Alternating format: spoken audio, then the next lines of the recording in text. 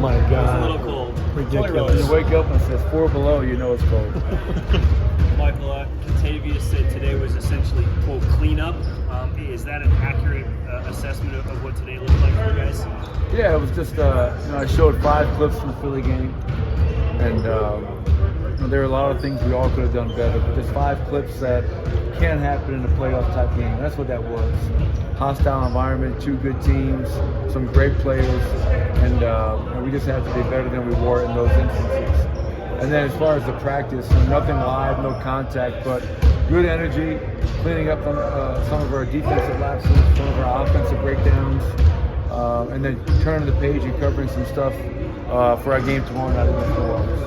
Mike, as good as you guys are, you had to have difficult conversations with Calvin as the trade deadline approaches about maybe improvement in certain areas, or is this just you almost never want to sit on your laurels and just be content with where you're at? Yeah, I don't even think they're difficult conversations. It's we're in first place in the West by 2 games, but I think we owe it to ourselves, our fans, the organization.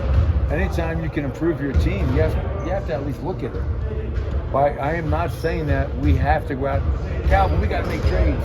We got to get rid of it. No, I think that's Calvin's job as a general manager, okay? As the trade deadline approaches, what is out there? And you have to ask yourself 2 questions. Does it make us better, and how will it affect our locker room and our culture? Talent is a given. Yeah, this player is so, yeah, but does he fit our identity? Does he fit what we're about? Is he a Denver Nugget? So I think those conversations are great. And the best part about it, Mike, is that you're having those conversations while you currently sit 2nd best record in the NBA. So there's no pressure. And if something happens, it happens. If it doesn't, we know what this team is capable of.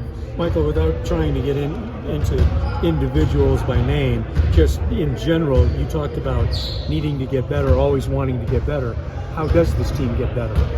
Well, I think consistency is one of the biggest things. The health, you can't control guys being in and out of the lineup. That's a part of this business. But no matter who's playing for us, we have an obligation to go out there and understand for us to win at a high level, for us to beat really good teams, we have to play a certain way.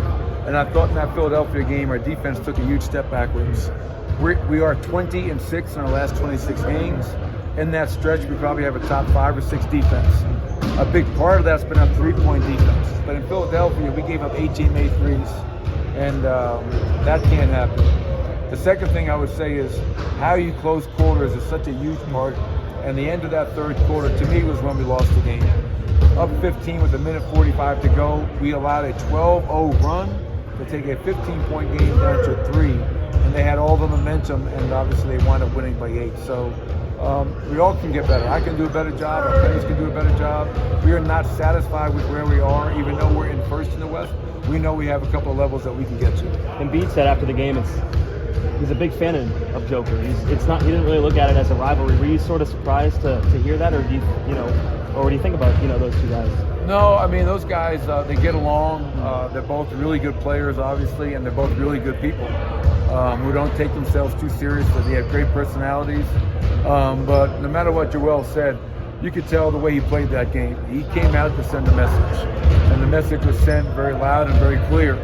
And so you tip your cap. He had 47 points. He made threes. He got to the foul line. He scored in the paint. He did a little bit of everything.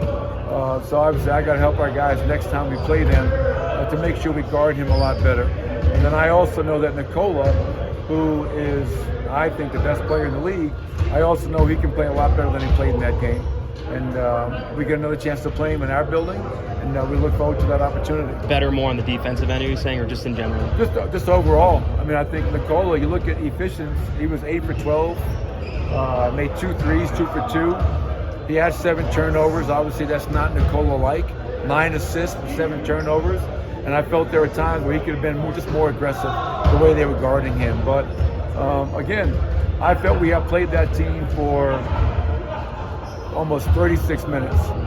And then obviously the last 14 minutes of that game, that they just kind of went at us, and we didn't respond the way we need to. Yeah, Michael, I know that winning is the most important thing for you, and we know the game that Embiid had. and now we know the narrative has shifted about the MVP race. It changes every day. But if you guys win that game against Philadelphia, does it change the narrative about how great of a game that Embiid had? And hey, the Nuggets won, and that's the most important thing. I'm not really sure. You know, I mean, to your point, I mean, the narrative changes on an hourly basis in today's society. It's not even daily anymore, it's hourly. You know, the fact that the MVP favorite can swing after one basketball game is crazy to me. But taking nothing away from Joel Embiid, because he has been the runner-up 2 years in a row.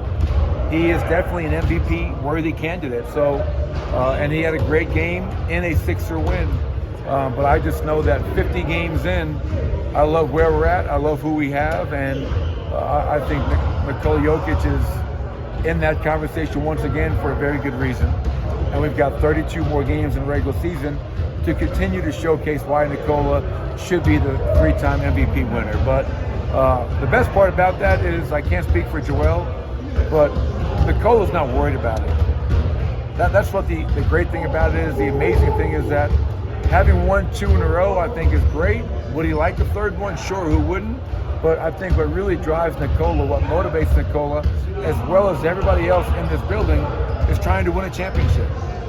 I mean, yeah, you could be a 3-time MVP winner, but no championships, and I think he'd gladly be a world champion more than anything. We tend to look at points so much when it comes to the MVP. Do the voters overlook assists? Because that becomes points. So if Nikola has 10 assists and they're all 2-point shots, he was responsible for 20 more points, right?